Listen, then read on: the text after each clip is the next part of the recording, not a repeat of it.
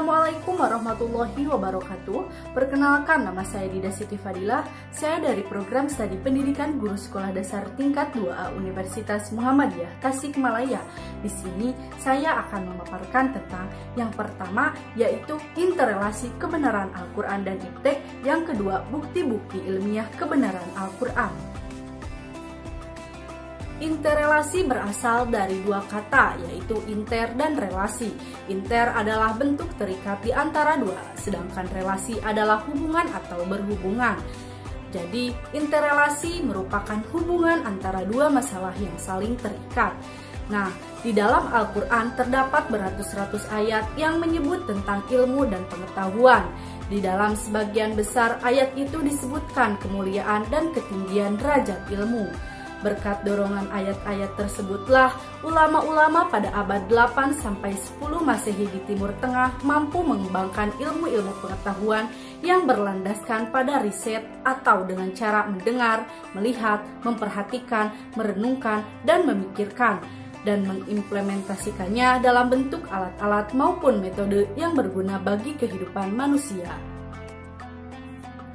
Membahas hubungan antara Al-Quran dan ilmu pengetahuan bukan dinilai dari banyak atau tidaknya cabang-cabang ilmu pengetahuan yang dikandungnya, tetapi yang lebih utama adalah melihat adakah Al-Quran atau jiwa ayat-ayatnya menghalangi ilmu pengetahuan atau mendorongnya, karena kemajuan ilmu pengetahuan tidak hanya diukur melalui sumbangan yang diberikan kepada masyarakat atau kumpulan ide dan metode yang dikembangkannya, tetapi juga pada sekumpulan syarat-syarat psikologis dan sosial yang diwujudkan, sehingga mempunyai pengaruh positif atau negatif terhadap kemajuan ilmu pengetahuan.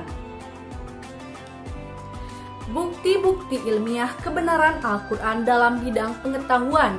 Yang pertama, yaitu teori tentang expanding universe atau kosmos yang mengembang. Yang kedua, pergerakan bumi mengelilingi matahari, gerakan lapisan-lapisan yang berasal dari perut bumi, serta bergeraknya gunung sama dengan pergerakan awan. Yang ketiga, yaitu zat hijau daun klorofil. Nah, kemudian fakta-fakta lain tentang kebenaran Al-Quran. Yang pertama yaitu bentuk bulat planet bumi. Yang kedua, proses penciptaan hujan dan salju. Yang ketiga, gunung mencegah gempa bumi. Yang keempat, air laut tidak saling bercampur. Yang kelima, manfaat sidik jari, dan lain sebagainya. Jadi, kesimpulannya yaitu Al-Quran sebagai kitab suci umat Islam diragukan dalam hal keterkaitannya dengan ilmu pengetahuan. Hal ini tentulah menjadi suatu tantangan bagi umat Islam untuk menelaah lebih jauh kandungan dan isi dari kitabnya. Sebenarnya, bila kita telaah ayat per ayat dalam Al-Quran, keraguan akan keabsahan dan kualitas materi kitab ini bisa terjawab dengan mudah.